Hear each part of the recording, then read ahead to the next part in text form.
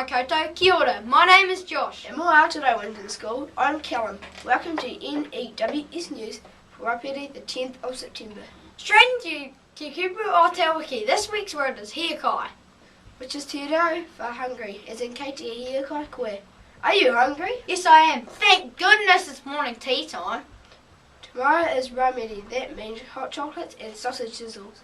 Get your stamps in the library before school. Okay, there are still some wet and muddy areas out there, people, so remember to find somewhere sensible to play. And if you miss any notices, you can play the news again, or you can read all the notices in the text box below. Smack Maths News. Please meet Mr. T at lunchtime today in the Greek room. Thank you.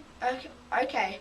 Most students are doing the right thing and wearing their high-vis vests to and from school. Please do likewise. Sports gear and sandpit toys. Remember to bring in all the gear and keep those toys in the sandpit, please.